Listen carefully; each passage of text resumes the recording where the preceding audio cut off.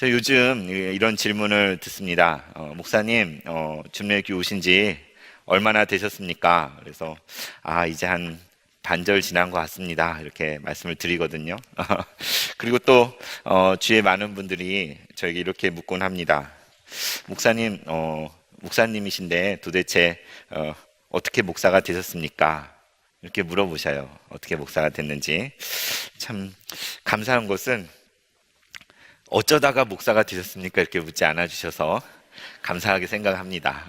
어떻게 목사가 되셨나요? 할 때, 이렇게 잘 정리해서 간단하게 말씀해 드리면 좋겠는데, 제대로 말씀을 잘 못 드렸던 것 같아요. 그래서, 이 중에 몇 분은 제가 어떻게 목사가 됐는지 궁금한 분들도 계실 것 같아요. 그래서 먼저 그것을 나눌까 합니다.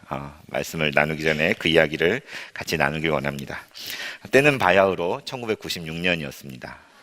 네, 제가 대학 1학년 때 이제 겨울방학이 돼서 고향에 내려갔습니다. 고향에 내려갔더니 전에 저를 지도하셨던 전도사님이 목사님이 되셨대요. 그리고 조그만 교회를 개척을 했다고 합니다. 그래서 청년부 형 누나들이 같이 세배하러 가자. 그래서 같이 세배하러 갔거든요. 가서 이렇게 목사님 뵙고 이런저런 담소를 나누고 있는데 목사님이 대뜸 저에게 이렇게 얘기하시는 거예요. 준아, 나는 너가 전에 울면서 혼자 기도하던 것을 기억하고 있다. 딱 그러시는 거예요. 너가 전에 혼자 울면서 기도하던 것을 기억한다. 이게 도대체 무슨 소린가? 순간 저는 방심하고 있다가 큰 망치로 머리를 얻어맞은 것 같은 충격을 받았습니다. 잊어먹고 있었거든요. 무슨 일이었냐면 제가 고등학생 시절에 저희 교회에서 이렇게 수련회가 있었어요. 교회에서 수련회 했는데 나른한 오후쯤에 이렇게 한 여자 강사님이 오셔서 이렇게 당시 듣기에 생소한 그런 이야기를 해주셨는데 그분 여자 전도사님이셨는데 모퉁이돌 선교회라고 들어보셨습니까?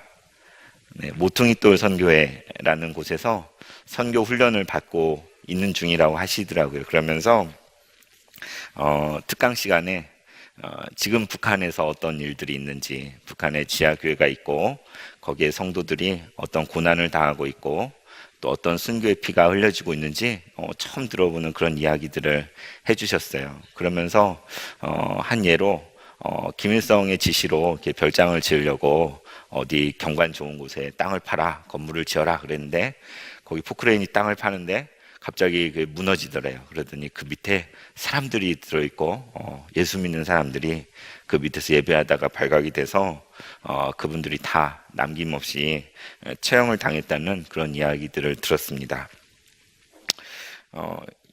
이런 이야기들을 들으면서 제 심정이 어땠을까요? 너무 무서웠고 또 두려운 마음이 들었습니다.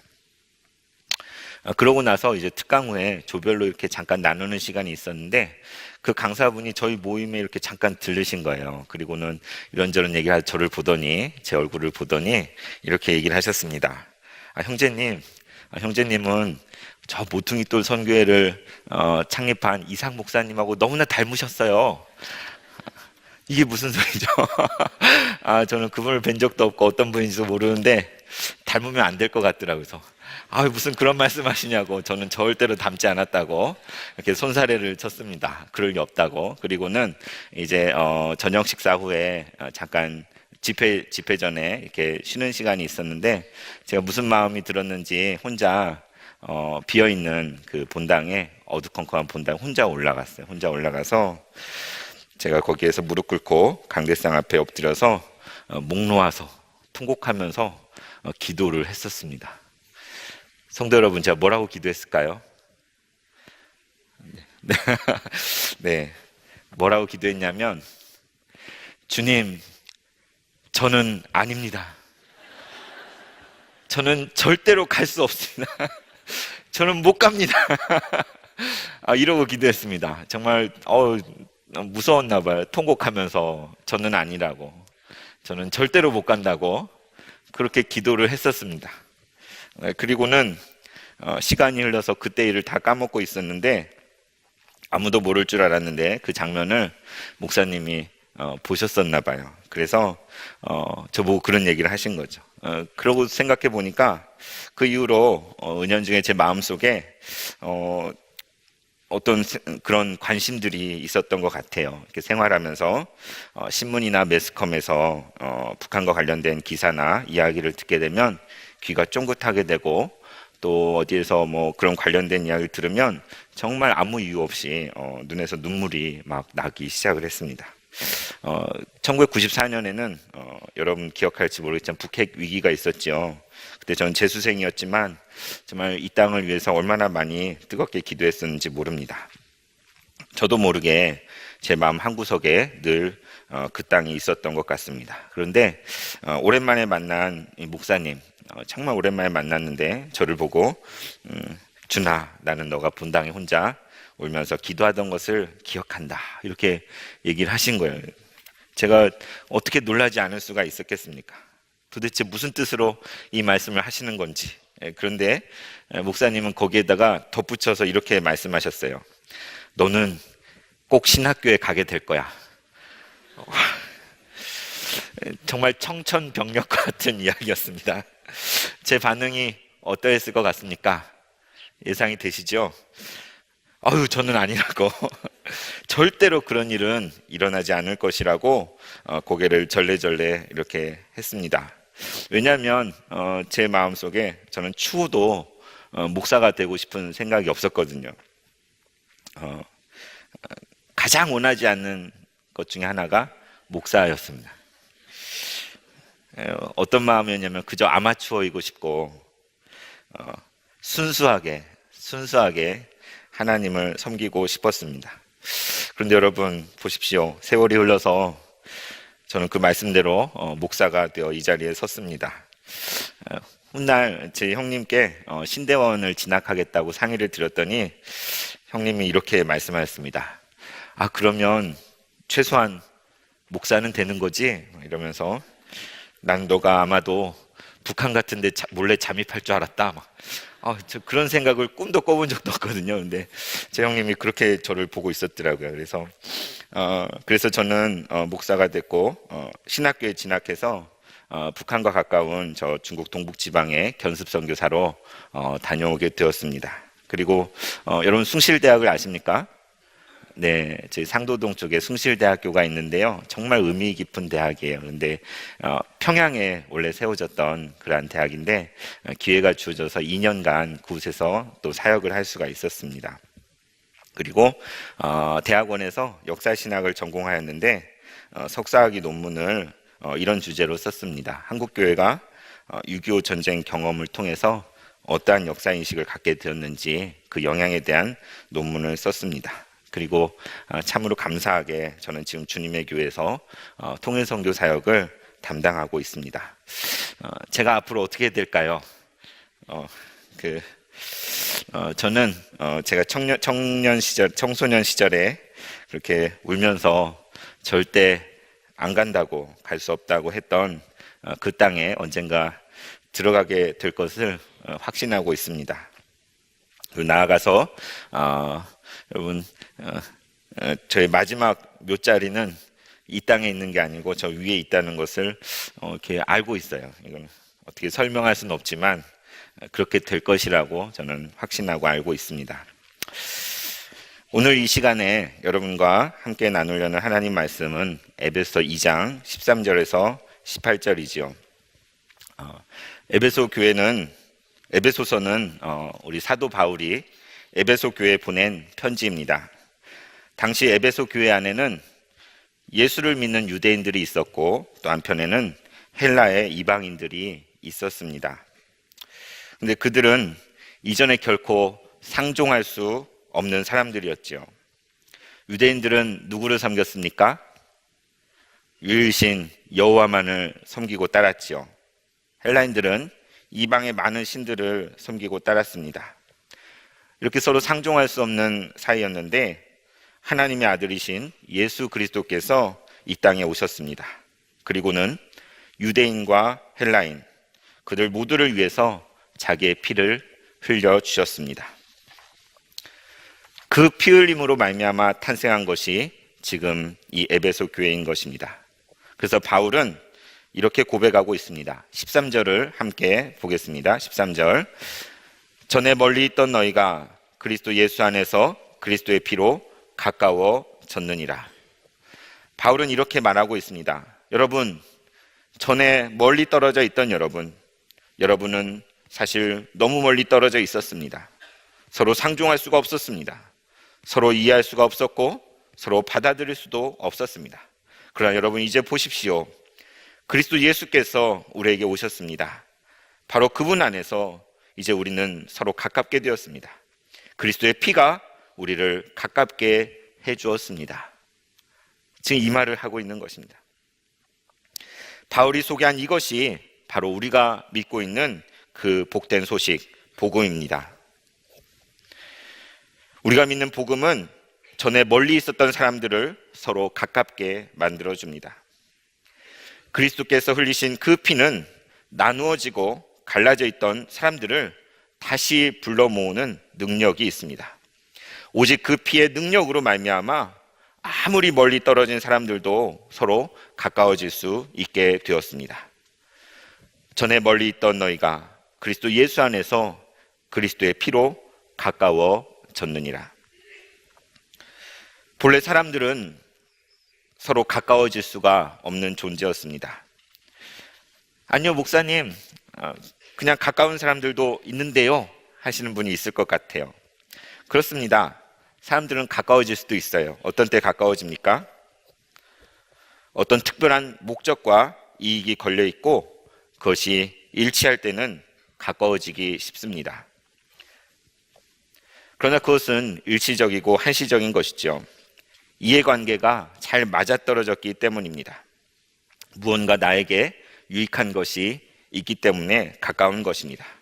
그러나 만일 그 이해관계가 서로 상충하고 내가 털끝만큼이라도 손해를 보게 되면 그 관계는 당장 깨질 수가 있습니다. 그래서 이것은 진정으로 가까워진 것이 아닙니다.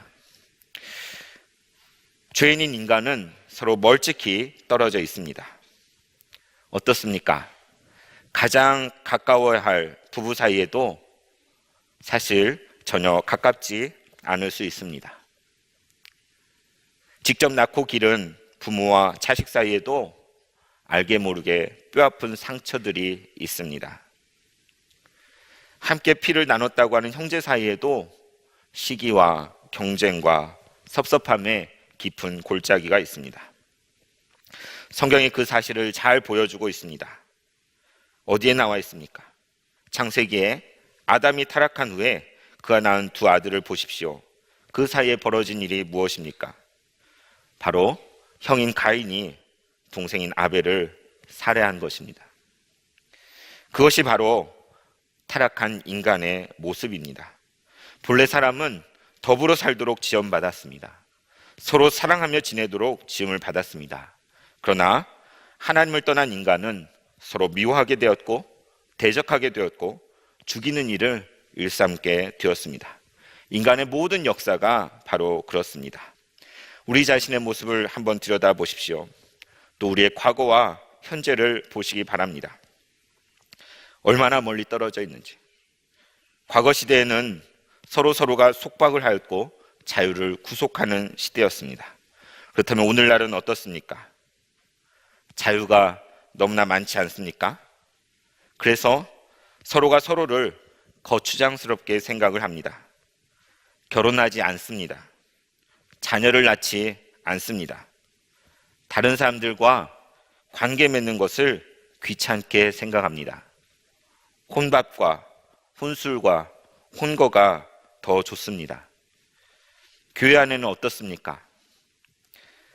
아무도 제발 나를 건드리지 않았으면 좋겠습니다. 우리 주님의 교회가 참 좋지 않습니까? 내가 여기 교회에 오든지 말든지 아무도 터치하지 않았으면 좋겠습니다. 귀찮게 하지 않으니까 너무 편합니다. 사람들과 관계 맺는 것이 피곤하고 어렵게 느껴집니다. 그 관계 속에서 상처를 받기 때문입니다. 그래서 사람들은 무엇과 관계를 맺고 있을까요? 바로 스마트폰과 관계를 맺습니다. 컴퓨터나 게임과 관계를 맺고 미디어 매체에 또 여자분들은 뷰티에 또는 부동산에 여러 가지 각종 것들과 관계를 맺지 사람들과 관계 맺기를 꺼려합니다. 제가 지난주에 3부 예배 후에 1층 복도를 지나가면서 매우 놀라운 광경을 목격하였습니다. 교육부서실 앞을 지나가는데 학부모인 아빠들이, 오늘도 예배 끝나기 전에 막 내려가시는 분들 계실 것 같습니다. 아빠들이 긴 줄을 서서 자녀들을 기다리고 있었습니다. 그런데 놀라운 사실은 그 아빠들이 모두 똑같은 포즈를 하고 있는 것입니다.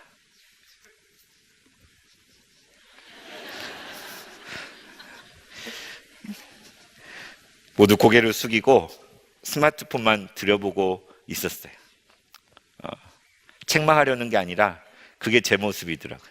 저도 시간만 나면 스마트폰을 들여보고 있었거든요. 그래서 엊그제 공항에서 잠시 기다리는 시간에 그때도 역시 사람들이 다 이것만 보고 있더라고요. 그래서 좀 깨보자 해가지고 옆에 앉아있는 아저씨하고 대화를 나누고 또 어떤 할머니랑 이야기를 나누려고 했는데 데리고 가셔가지고 대화를 못 나누고 그랬었습니다. 가까이에 있지만 너무나 먼 당신이 되었습니다. 우리는 서로 가까이 있는 것 같지만 아주 멀리 떨어져 있습니다. 그리고 우리가 살고 있는 이 땅의 현실은 어떻습니까? 이 현실 자체가 가장 극적으로 이것을 보여줍니다. 이 땅에서는 반세기 전에 같은 민족끼리 동족 상잔의 비극이 있었습니다. 피 흘리는 전쟁이 있었습니다. 그리고 지금까지 남한과 북한은 서로 총뿌리를 겨누고 있는 상황입니다. 가장 가까이 있으면서 가장 멀리 떨어져 있는 당신인 것입니다. 그런데 오늘 하나님의 복음은 이렇게 선포하고 있습니다. 전에 멀리 있던 여러분이 그리스도 예수 안에서 그리스도의 피로 가까워졌습니다. 복음은 멀리 떨어져 있는 사람들을 가깝게 불러 모으는 능력이 있습니다. 아들 예수 그리스도께서 우리를 가까이 부르시기 위해서 자기의 피를 모두 쏟으셨습니다. 오직 그 예수 그리스도 안에서 유대인과 헬라인이 서로 가까워질 수 있습니다. 그의 피 안에서 멀어졌던 모든 관계가 다시 가까워질 수 있는 것입니다. 우리의 가정에서도 마찬가지입니다. 우리의 교회에서도 마찬가지입니다. 우리의 민족에게 있어서도 마찬가지입니다. 오직 그리스도의 피만이 서로 멀어진 우리 민족을, 남과 북의 형제들을 가깝게 하는 능력을 가지고 있습니다. 어떻게 저렇게도 다른 북한 사람들을 받아들일 수가 있겠습니까? 예수 그리스도의 피가 아니고서는 우리는 절대로 저 북한을 가깝게 여길 수가 없습니다. 그분의 보혈의 능력을 덧입지 않고는 우리는 다시 서로 만나서 얼싸안을 길이 없는 것입니다. 오직 그리스도 예수의 피로서만 우리는 서로 가까워질 수가 있습니다. 계속해서 우리 에베소서 14절에서 15절을 함께 읽기를 원합니다. 14절 15절입니다. 그는 우리의 화평이신지라 둘로 하나를 만드사 원수된 것 곧 중간에 막힌 담을 자기 육체로 오시고 법조문으로 된 계명의 율법을 폐하셨으니 이는 이 둘로 자기 안에서 한 세 사람을 지어 화평하게 하시고 아멘. 그는 우리의 화평이신지라. 그분은 누구십니까? 우리 주 예수님은 누구십니까? 말씀은 이렇게 말하고 있습니다. He is our peace. 우리 주 예수님 바로 우리의 화평이 되십니다. 우리 예수님의 다른 또 별명을 아십니까? 그것은 평강의 왕, Prince of Peace입니다. 우리 예수님 아기로 이 땅에 태어나셨을 때 하늘에서는 천사들이 이렇게 노래를 하였습니다. 지극히 높은 곳에서는 하나님께 영광이요 땅에서는 하나님의 기뻐하신 자들의 사람들 중에 평화로다. 그렇습니다. 아기 예수는 우리에게 평화를 주시기 위해 이 땅에 오셨습니다. 우리 주님은 그 제자들에게 또 이렇게 인사하였습니다. 너에게 평강이 있을지어다 샬롬 하고 인사하였습니다. 그리고 우리 주 예수님은 잡히시기 첫날 밤에 제자들과 아주 특별한 시간을 가지셨는데 바로 이렇게 말씀하셨습니다. 평안을 너에게 끼치노니 곧 나의 평안을 너에게 주노라. 내가 너에게 주는 것은 세상이 주는 것과 같지 아니하니라. 너희는 마음에 근심하지도 말고 두려워하지도 말라. 주님은 떨고 있는 제자들에게 자신의 평안을 주시겠다고 약속하셨습니다. 이 평안은 세상이 주는 것과 같지 않은 평안입니다. 그러한 평안을 주시겠다고 주님이 약속하시는 것입니다. 주님이 바로 그 평강의 왕이시기 때문입니다. 이것뿐이겠습니까? 죽으시고 부활하신 우리 주님께서 제자들을 찾아오셔서 처음 하신 말씀이 너희에게 평강이 있을지어다. Peace be within you. 너에게 평강이 있을지어다 하고 인사하셨습니다. 우리 예수님은 진정 우리에게 평화를 주시는 평강의 왕이십니다. 그래서 우리가 간직하고 전파하는 이 복음은 평안의 복음인 것입니다. 바울은 에베소 6장에서 하나님의 전신갑주를 입으라고 권면하면서 특별히 평안의 복음이 준비한 것으로 신으시느라, 평안의 복음, 바로 그것을 말하고 있습니다. 그는 우리의 화평이신지라. 그분은 진정으로 우리의 화평이 되십니다. 우리의 화평이 되시는 그분이 지금 하시는 일은 무엇입니까? 우리 주 예수님은 둘로 하나를 만드셔서 원수된 것, 곧 중간에 막힌 담을 자기 육체로 허무는 일을 하고 계십니다. 사람들 사이에는 원수된 것, 중간에 막혀있는 담이 존재합니다. 여러분, 지금 그 담이 눈에 보이십니까? 우리 눈에는 안 보여도 이 담은 분명히 존재하고 있습니다. 원수 마귀는 사람들을 갈라놓기를 좋아합니다. 사람들 사이에 분리의 장벽을 치는 것이 그의 주 전공입니다. 사단은 사람을 소외되고 고립되게 만들려고 합니다. 서로 편을 나누게 하고 서로 싸우게 하는 것이 바로 사단입니다. 서로 용납하지 못할 이유들을 수만 가지를 제시합니다. 당시에 유대인들이 그렇게 목숨처럼 지켰던 법조문의 율법이 어떤 일을 하고 있었습니까? 바로 유대인들과 비유대인들을 칼같이 나누는 일을 하고 있었습니다. 선택받은 백성과 버림받아야 할 이방인들을 나누고 있었습니다. 이방인들은 하나님의 자녀가 될 수 없고 그렇게 인정될 수 없는 그런 장벽을 치는 것이었습니다. 그런데 이제 예수님께서 오셨습니다. 그분께서 분리의 장벽을 다 허무셨습니다. 법조문의 계명으로 된 율법을 폐하셨습니다. 그 모든 것을 폐하시고 이 둘이, 유대인과 헬라인이 모두 자기 안에서 한 세 사람이 되어서 화평하게 하신 것입니다. 우리 복음은 담을 허무는 능력이 있습니다. 모든 나누어진 것들이 하나가 되게 합니다. 다시 화평하게 하는 능력이 바로 복음입니다. 그렇다면 이제 우리는 어떠한 담을 치고 있는지 자신을 돌아봅시다. 우리의 가정 안에, 저 여러분의 가정 안에 보이지 않는 어떤 담이 있지는 않습니까? 교회 안에서도 성도끼리 서로 장벽을 치고 등을 돌리고 있지는 않습니까? 여러분이 일하는 일터와 직장에서 믿지 않는 사람들과 높은 담을 쌓고 지내지는 않습니까? 우리는 수많은 분리의 장벽을 쌓고 있습니다. 나아가 이 땅의 현실 속에 가장 큰 장벽이 있습니다. 분단의 높은 장벽이 우리 앞에 가로놓여 있는 것입니다. 그것은 단순히 경계를 표시해 놓은 것이 아닙니다. 우리의 눈에 보이지 않지만 형제가 서로 원수 맺음에 큰 담을 쌓고 있습니다. 서로 용서하지 못하는 장벽이 하늘 끝까지 닿도록 우리를 나누어 놓고 있습니다. 이 분단의 장벽이 저와 여러분의 폐부와 심장을 가로지르고 있고 하나님이 지으신 한 몸을 끊어서 잘라놓고 있는 것입니다. 우리의 화평이신 예수님께서 지금 무엇을 원하고 계실까요? 우리 주님은 그 분단의 벽을 무너뜨리기 원하십니다. 성경이 바로 그것을 증거하고 있는 것입니다. 우리 주님이 하는 일은 중간에 막힌 담을 허무는 바로 그 일입니다. 그런데 그냥 말로만 하시는 게 아닙니다. 말씀해 보면 중간에 막힌 담을 자기 육체로 허시고, 그렇습니다. 주님은 막힌 담을 자기의 육체로 허무셨습니다. 자신의 온몸을 던져서 이루신 일이 바로 이 일인 것입니다. 주님은 2000년 전에 유대인들과 이방인들의 경계를 허무셨습니다. 그 주님은 역사 속에서 계속해서 이 담을 허무셨습니다. 그리고 오늘도 바로 이 일을 계속하고 계신 것입니다.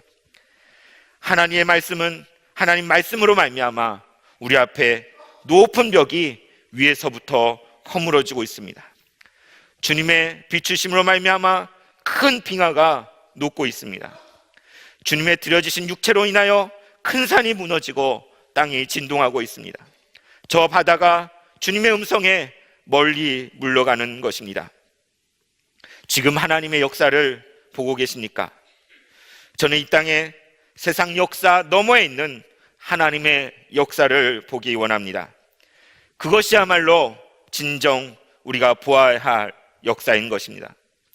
우리 안에 놓여있는 모든 분리의 장벽들이 무너지기를 원합니다. 우리 가정 안에 있는 장벽들이 무너지게 하소서. 교회 안에 있는 여러 장벽들이 무너지게 하소서. 직장과 일터 안에 있는 장벽들이 무너지게 하소서. 나아가 이 민족 앞에 놓여있는 저 분단의 장벽이 무너지게 하소서. 주여, 이 모든 장벽들이 오직 주 예수님의 이름으로 말미암아 다 허물어지게 하소서.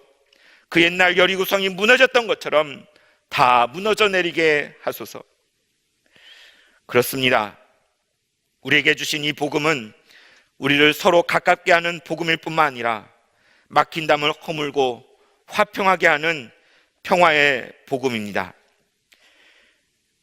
그리고 더 나아가 이제 살펴볼 것처럼 그 복음은 나누어진 것을 다시 하나가 되게 하는 복음입니다. 계속해서 우리 16장에서 18장의 말씀을 함께 읽겠습니다. 시작. 또 십자가로 이 둘을 한 몸으로 하나님과 화목하게 하려 하심이라. 원수된 것을 십자가로 소멸하시고 또 오셔서 먼데 있는 너희에게 평안을 전하시고 가까운 데 있는 자들에게 평안을 전하셨으니 이는 그로 말미암아 우리 둘이 한 성령 안에서 아버지께 나아감을 얻게 하려 하심이라. 아멘. 바울은 여기에서 무엇을 이야기합니까? 십자가를 이야기하고 있습니다. 주님은 그 십자가로 무엇을 하셨다고 합니까? 주님은 그 십자가로 둘을 한 몸이 되게 하셨습니다. 그리고 그 십자가로 우리를 하나님과 다시 화목하게 하신 것입니다. 원수된 것을 십자가로 소멸하셨습니다. 나아가 주님은 이 십자가로 먼데 있는 이들에게 평안을 전하시고 또 가까운 데 있는 자들에게 평안을 전하셨습니다. 주님의 십자가는 정말 신기한 능력이 있습니다. 십자가는 이 땅과 저 하늘을 연결해 주는 것입니다. 죽어야 할 죽어 마땅한 죄인이 거룩하신 하나님 앞에 나아갈 수 있게 해주는 것이 십자가입니다. 짐을 나갔던 아들이 다시 자녀로 받아들여지게 하는 것이 십자가입니다. 사도 바울은 거듭해서 이야기합니다. 둘이 하나로. 그렇습니다. 오직 그 십자가 앞에서 나누어졌던 사람들이 다시 한 몸이 될 수 있습니다. 그 십자가 안에서 사람들이 다시 거룩하신 하나님과 화목하게 되는 것입니다. 그렇게도 우리를 갈라놓으려고 끈덕지게 물고 늘어진 원수는 십자가로 말미암아 소멸됩니다. 이 십자가는 우리 모두에게 평안의 소식인 것입니다. 먼데 있는 이들에게 그렇고 가까이 있는 이들에게 그렇습니다. 십자가 안에서 멀고 가까움을 초월하여서 하나가 되는 놀라운 역사가 일어납니다. 과거에 살았던 사람들에게 또 현재를 사는 사람들에게 미래에 살아갈 모든 이에게 십자가는 하나 되게 하는 놀라운 능력입니다. 십자가로 말미암아 과거와 현재와 미래의 사람들이 다 한 몸을 이룰 수 있습니다. 눈에 보이지 않아도 바로 곁에 있지 않아도 멀리 떨어져 있어도 우리는 십자가 안에서 다 하나됨을 누리는 것입니다. 이는 그로 말미암아 우리들이 한 성령 안에서 아버지께 나아감을 얻게 하려 하심이라. 그 아들을 보내시고 우리로 하나 되게 하시는 하나님의 그 궁극적인 목적은 무엇일까요? 그것은 바로 금방 말씀해 읽은 것처럼 우리가 다 그로 말미암아 한 성령 안에서 한 아버지께 나아가 예배하는 그것입니다. 그들로 우리와 함께 예배하게 하소서. 많이 들어본 말씀 아닙니까? 우리는 살아계신 한 분 하나님만을 섬기고 있습니다. 하나님이란 뜻이 무엇을 의미할까요? 하나님, 그 의미는 유일하신 한 분 하나님이라는 뜻입니다. 그런데 이 고백 안에는 또 다른 의미가 들어있다고 생각합니다. 하나님, 그 하나님은 하나가 되게 하시는 분. 그렇습니다. 하나님은 모든 만물이 하나가 되게 하시는 분이십니다. 에베소 4장 4절에 6절은 이렇게 기록되어 있습니다. 몸이 하나요 성령도 한 분이시니 이와 같이 너희가 부르심의 한 소망 안에서 부르심을 받았느니라. 주도 한 분이시요 믿음도 하나요 세례도 하나요 하나님도 한 분이시니 곧 만유의 아버지시라. 만유 위에 계시고 만유를 통일하시고 만유 가운데 계시도다. 하나님은 한 분이십니다. 그 하나님은 만유의 아버지가 되셔서 만유 위에 계십니다. 그분은 만유를 통일하시고 만유 가운데 계신 분이십니다. 그분은 우리에게 하나의 몸을 주셨습니다. 그분은 우리에게 한 성령을 보내주셨습니다. 그분은 우리를 부르심의 한 소망 안에서 부르셨습니다. 주님이 한 분이십니다. 우리의 믿음도 하나입니다. 세례도 하나입니다. 우리 하나님은 진정 만물이 다 하나가 되게 하시는 하나님이신 것입니다. 성도 여러분, 하나님은 우리가 하나가 되기를 간절히 원하고 계십니다. 그런데 과연 우리는 그 하나됨을 누리고 있습니까? 우리가 진정으로 하나됨을 이루기 위해서 삶 속에서 애를 쓰고 있느냐 말입니다. 가정 안에서 남편을 그렇게 이해하고 계십니까? 아내에게 그런 모습으로 다가가고 계십니까? 부모와 자녀 사이에 온전한 하나됨을 이루고 계십니까? 계속해서 묻습니다. 육신의 형제들과는 어떻습니까? 또 믿음의 형제자매와 더불어서는 이러한 하나됨을 추구하고 계십니까? 나아가 이 세상에 대해서는 어떻습니까? 이 말은 우리가 이 세상과 짝하거나 세상에 물들어야 된다는 말이 아닙니다. 아니, 어쩌면 오히려 우리는 이 세상과 분리의 장벽을 높이 세워놓고 편하게 따로 지내려 하지는 않습니까?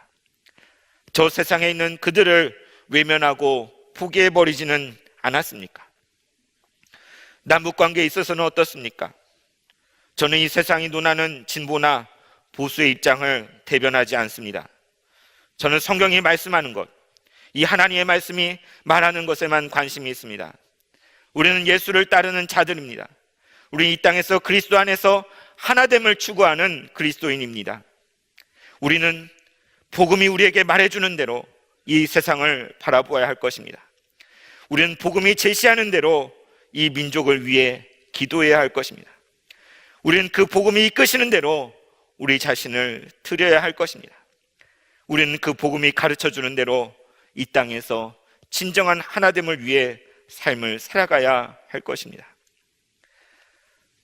사랑하는 주님의 교회 성도 여러분, 바로 그래서 우리 안에 통일선교를 하고 있습니다.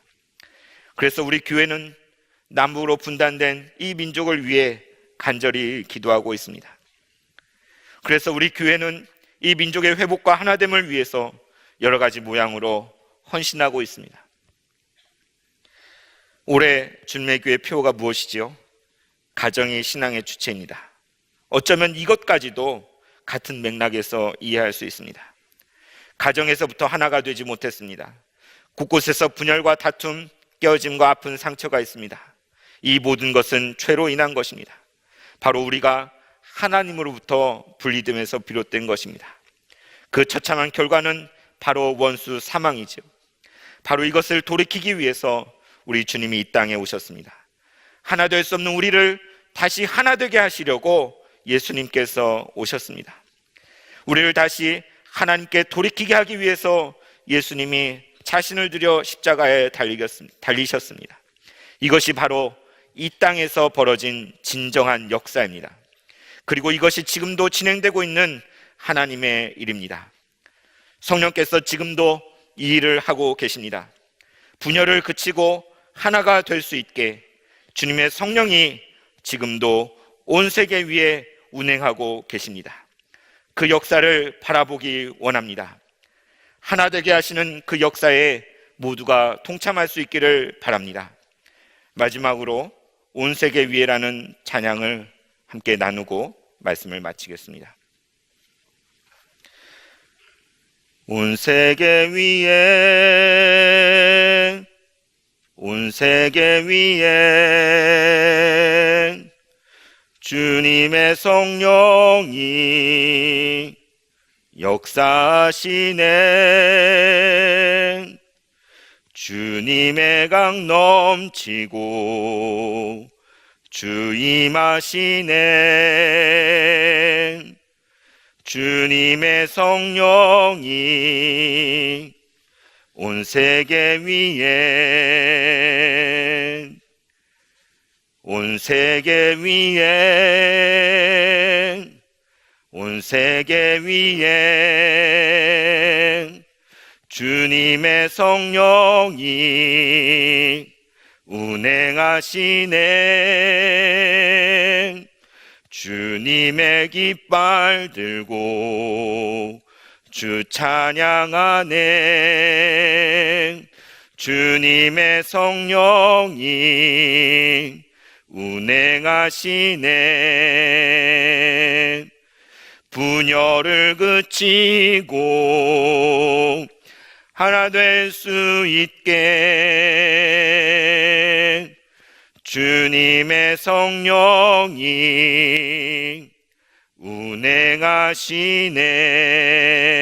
운행하시네. 기도하겠습니다. 한 분이신 하나님 아버지, 전에 멀리 있던 우리를 그리스도의 피로 가까이 불러주시니 감사를 드립니다. 우리의 화평이신 주님께서 우리로 하나가 되게 하시려고 중간에 막힌 담을 허무셨습니다. 이제 오직 십자가의 능력으로 깨어진 삶이 다시 회복되게 하옵소서. 분단된 이 땅이 복음 안에서 다시 하나가 되게 하소서.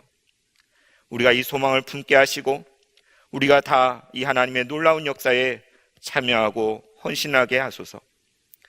우리를 하나 되게 하기 위하여 자신의 모든 것을 아낌없이 내어주신 아들 우리 주 예수 그리스도의 이름으로 기도하옵나이다.